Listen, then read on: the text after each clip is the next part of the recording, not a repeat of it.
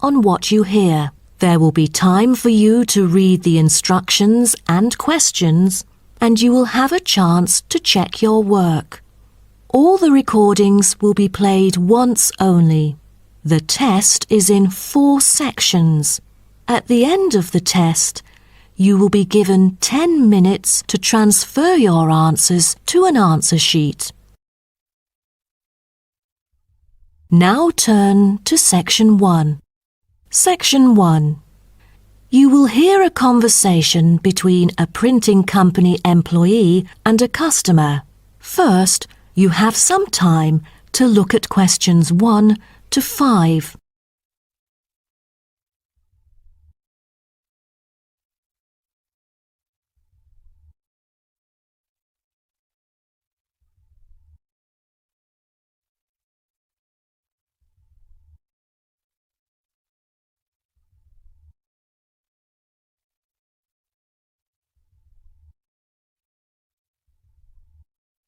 You will see that there is an example which has been done for you. On this occasion only, the conversation relating to this will be played first. Good afternoon. Welcome to Matrix Printing. I'm John Smith. How can I help you? Good afternoon. I'm here to reprint a brochure for our hotel. There are some pages that need revising. The customer says the brochure sample needs revising. So, brochure has been written in the space. Now we shall begin. You should answer the questions as you listen, because you will not hear the recording a second time. Listen carefully and answer questions 1 to 5. Good afternoon. Welcome to Matrix Printing. I'm John Smith. How can I help you? Good afternoon. I'm here to reprint a brochure for our hotel. There are some pages that need revising. Sure. How may I address you? Oh, I'm Mary Jane from Central Hotel Chains. Nice to meet you. I've got samples of the previous version. I assume it is your company's advertising brochure. Yes. What exactly is the problem? Well, it was printed the year before, so some of the information is already out of date. There are also a couple of problems with the layout. Firstly, the letters of the address on the front page are far too small. It's hard to see when glancing at the cover. How big do you need it to be? Increase the letters by 3 font sizes. Just a minute. Let me take notes of your requirements. Okay, what else needs changing? The information regarding the pool should be deleted because it is currently under renovation and is not available. So, all of the relevant descriptions on page 2 should be removed? What do we replace it with? We can't just leave the whole page blank. Just fill it in with the introduction of our newly opened gym. I've included all the relevant information here in this flash drive. Let me check. I see. No problem then. What is also bothering us is that the description under the top photos on page 4 is incorrect. The word lounge needs to be replaced with reception. Fully noted. Is that all? No, there is more. Turn to page 5. We feel that showing merely the picture of our exterior and interior decoration does not fully represent the appeal of our hotel. On second thought, we've decided to use a picture with the view of the hotel. Do you have the original copy of the picture? Yes, it is also enclosed in the flash drive. Okay, we'll re-edit the whole layout of the photos. Great. Before you hear the rest of the conversation, you have some time to look at questions 6 to 10.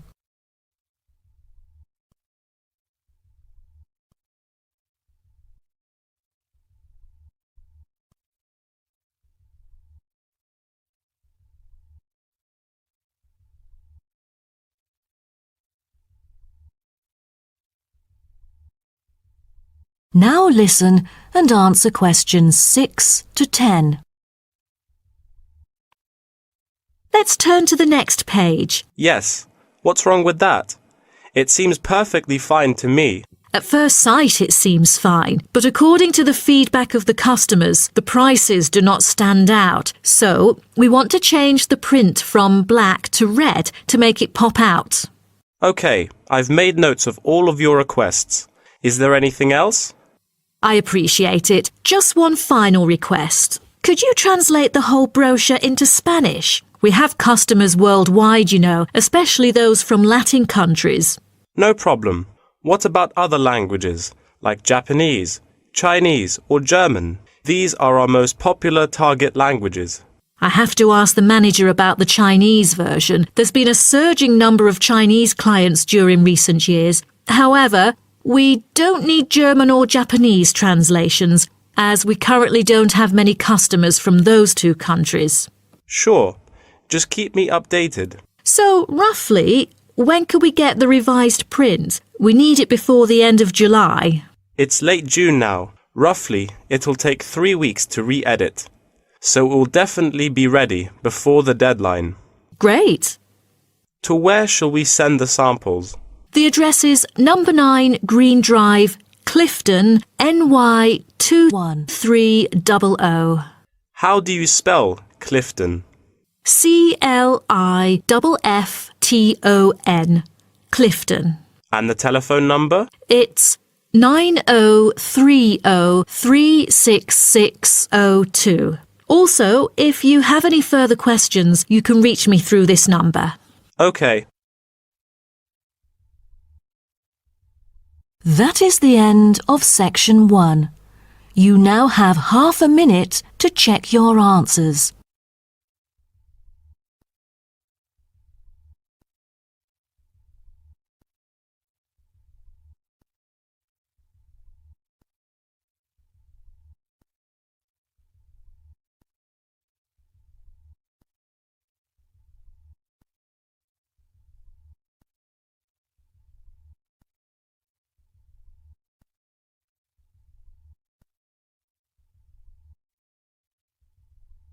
Now turn to section 2.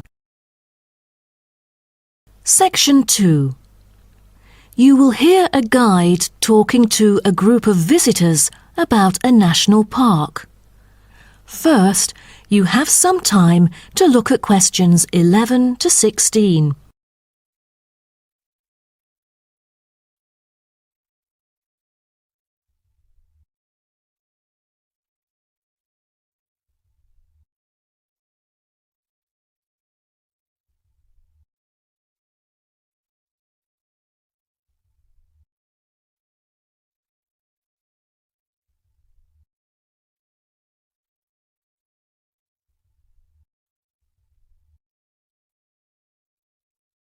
Now listen carefully and answer questions 11 to 16.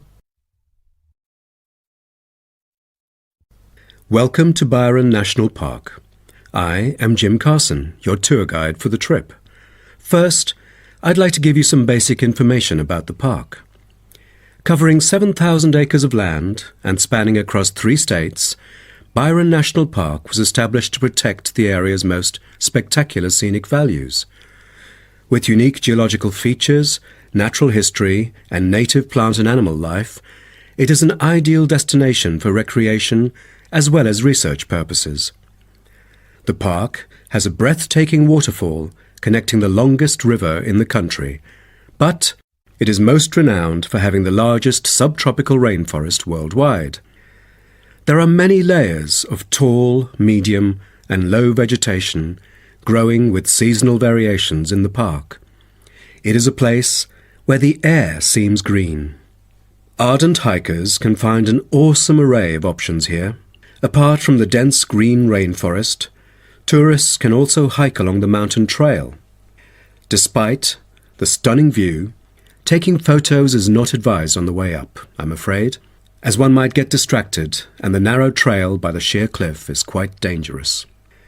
When you reach the top of the mountain, there is nothing better than having a picnic under the trees with your family. Accompanied mostly by wildlife, walkers as well as cyclists may find the bush track a good choice for having a tranquil time to themselves. As your tour guide, I suggest that only expert hikers take the creek circuit, because its beautiful and inspiring scenery through the subtropical jungle is paralleled by its physical challenges. A list of transport is available within the park. Bicycles are a popular choice as it is the most flexible way to get around. Electric trams are temporarily closed for maintenance. Boat trips down the river are an ideal way to spend a tranquil afternoon. Rest assured that transport within the park is covered in the bill. Extreme sports is another highlight of the park.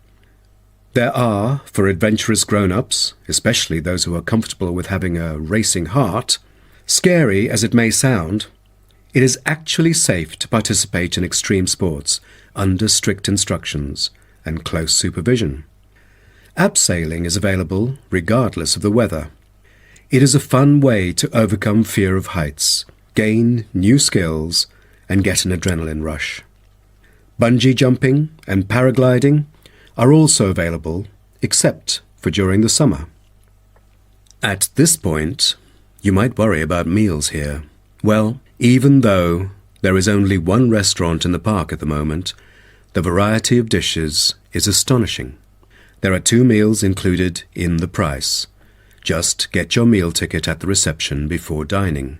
Also, there is no need to make reservations or worry about availability, since there are plenty of tables. Before you hear the rest of the talk, you have some time to look at questions 17 to 20.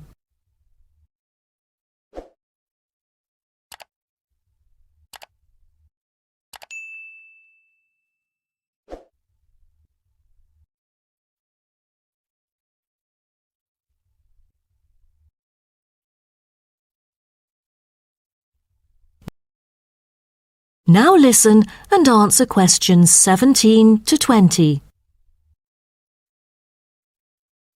During your stay here, you might want to know what there is to do. Let's turn to the plan so I can familiarize you with the layout of the park. Most tourists would choose to stay in our guest house, located in the southeast corner. It features 63 tastefully appointed guest rooms, many of which offer spectacular views of the park. You'll find a home away from home at our guest house. But for those who want to experience the natural beauty up close, there is also a campsite. When you get out of the guest house, go straight ahead, turn right at the end of the road. To your left, there is a campsite amongst the trees where you could spend a night under the stars together with owls and chipmunks. If you look at the top left of the plan, you will notice a picnic area. You can either bring your own food, or we can deliver food to you. Barbecue is an option. The business centre is situated directly opposite the picnic area. It provides flexible, fully serviced offices, conferencing suites, meeting rooms, and is equipped with the latest multimedia facilities. Wired, as well as wireless, high-speed internet is available within the entire premises. The centre is designed to cater to both individual travellers and corporate groups. Visitors can also go to the museum, which holds a vast collection that exhibits local history and a natural habitat. You start from the guest house, just turn left at the first conjunction, then walk past the tea house, turn right. You'll see the museum after making the third right. Have you found it? Pretty easy, right? To spend a delightful afternoon with a book and a fresh cup of coffee, you can go to the only cafe in the park. From the guest house, you go straight, then take the second right, and you'll see the cafe right in front of you. You might want to check out our all-season tennis court, which offers instruction for all ages and skill levels. It is located right opposite the cafe. That is the end of section 2. You now have half a minute to check your answers.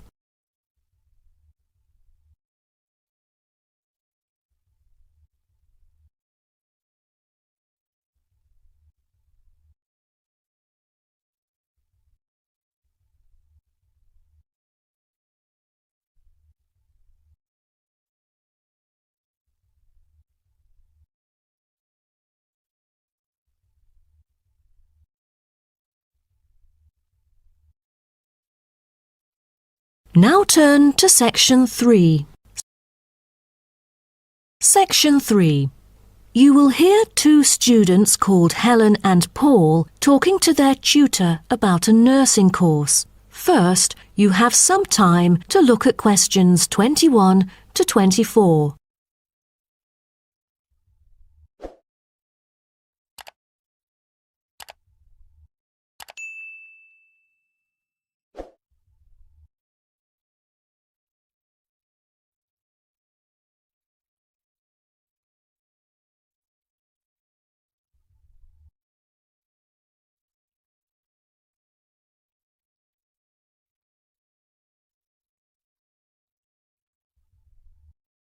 Now, listen carefully and answer questions 21 to 24. Helen and Paul, congratulations to you both for doing so well the past semester. You two have exhibited an impeccable performance during your first year in the nursing program. I'd like to get some feedback from the two of you to better improve the program and to provide guidance for our prospective students. I'd like to start with you, Helen. So, first of all, which aspect of the program impressed you?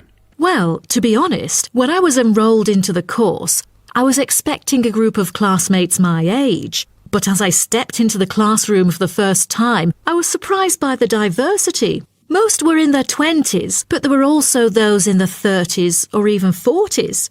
As it turns out, the intergenerational communication has sparked intense debate and new thinking, and I think that's something special about the programme that I appreciate very much. What about you, Paul? What do you think of the program? For me, the group project we carried out last semester is another key feature of the program. The whole class was divided into 8 different groups, working on 8 prospective cases. Team-building sessions were conducted in a collaborative way most of the time. Comprised of 5 members, our group studied acute pancreatitis.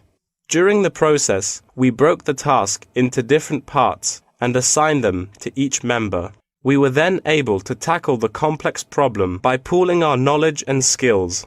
More importantly, stronger links were established between the group members. Because of the project, we've all become good friends. That's true. According to graduates, group projects prepare them for the work world in which teamwork and collaboration are increasingly the norm. So tell me, Paul, what else do you like about the program? I want to be a registered nurse working in a public hospital after graduation.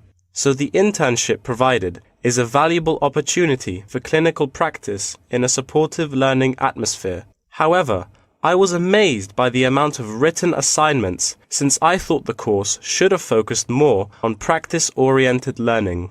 Well, I have to disagree with you, Paul. The essays demonstrate your understanding of the course. For me, writing essays is a process that involves critical thinking, which challenges me to develop my points more thoroughly. I thus manage to gain a diversity of perspectives. The program is designed to deliver basic and advanced theoretical knowledge of core concepts, including healthcare systems concepts, together with practicum or clinical practice experience to bridge the classroom content to the practice setting. So, I'm afraid written work is unavoidable. Also this year, we've added a module of law. How do you feel about that? At first, we felt that learning law is kind of redundant and too time-consuming. After a few sessions, we realised that it is necessary in dealing with future medical disputes. Before you hear the rest of the talk, you have some time to look at questions 25 to 30.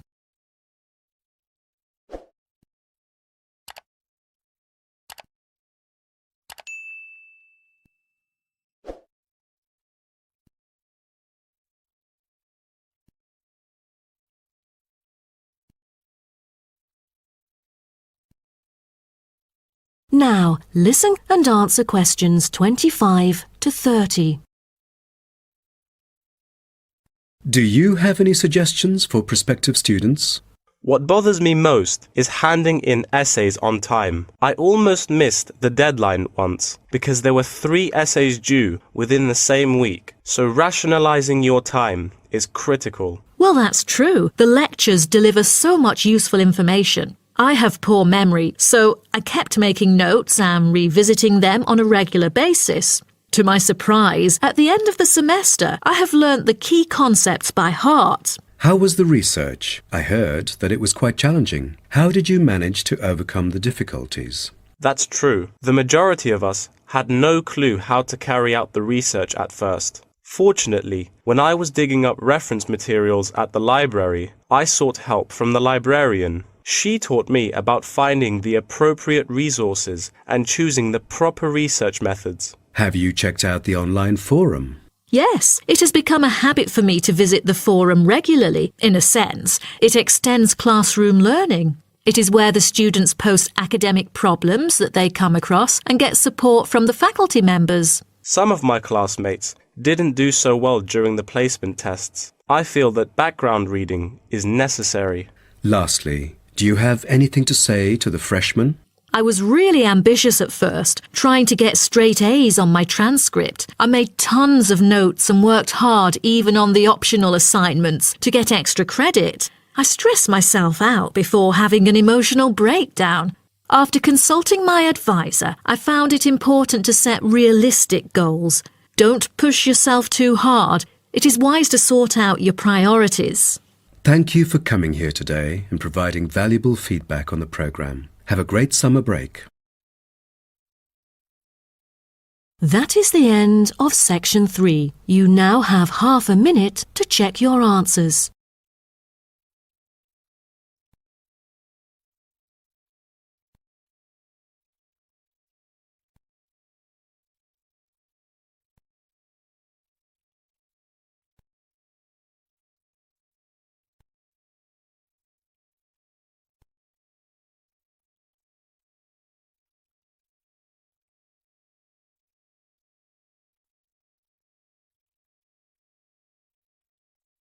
Now turn to section 4.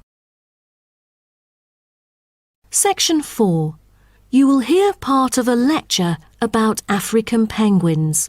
First, you have some time to look at questions 31 to 40.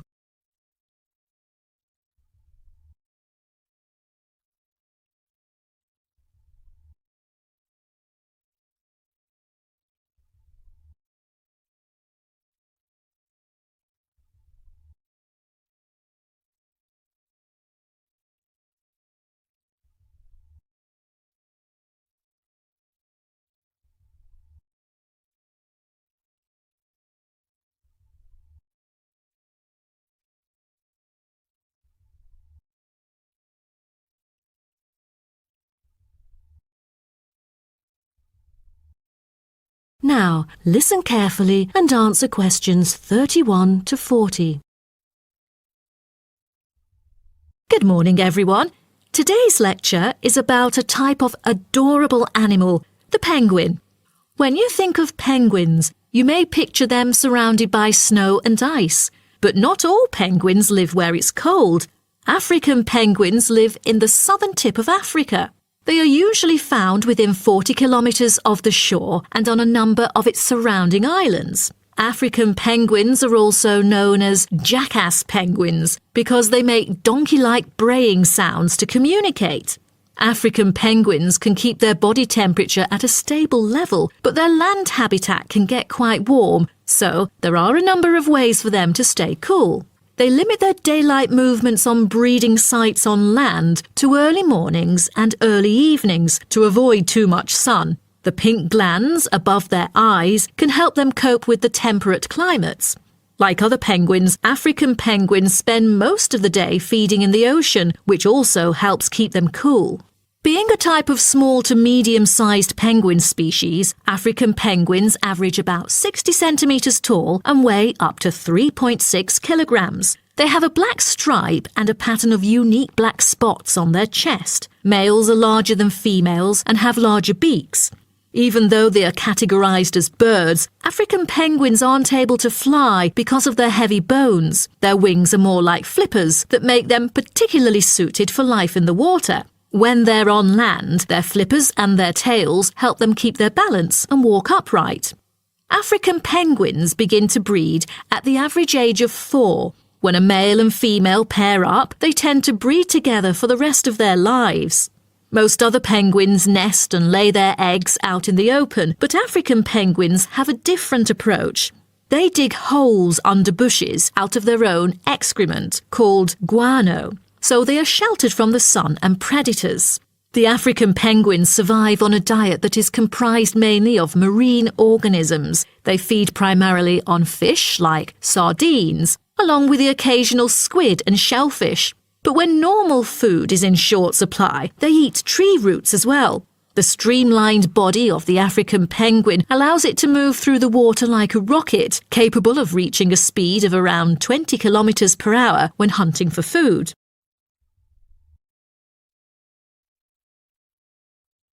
The African penguin's smaller size means that it has many predators both in the water and also on dry land. Their natural predators at sea include seals and sharks. The biggest threat to them on land is not just towards the adult penguins. The penguin chicks are sometimes taken by seagulls into the air and dropped from above. The seagulls could thus feed on them. At risk from predators, young penguins are protected for about 40 days after hatching by both parents. They will leave the colony when they are between 3 to 5 months old and will return a few years later. The entire surface of their body is densely covered with feathers, which fall off during the winter. This process is called molting and takes about 3 weeks to complete. During that time, they are unable to forage. Therefore, prior to this, African penguins spend about 5 weeks laying down fat deposits. They generally live between 10 to 15 years. However, many do not reach their full lifespan. Their population has drastically declined. Approximately 120,000 African penguins remain in the wild, and their population has decreased by 90% in the past 60 years. They are considered to be vulnerable and have been listed as being endangered. 2 major factors have contributed to their decline. They are struggling for nesting space due to human disruption and competing for food due to overfishing and pollution. With the limited number of breeding pairs, survivorship becomes difficult for African penguins. This makes them especially vulnerable as environmental conditions change or an outbreak of a disease occurs. For instance, avian malaria has caused 27% of the captive breeding penguins' deaths annually. The more genetic diversity there is within a species, the higher the likelihood that at least some of the individuals will adapt and survive. That is the end of section 4. You now have half a minute to check your answers.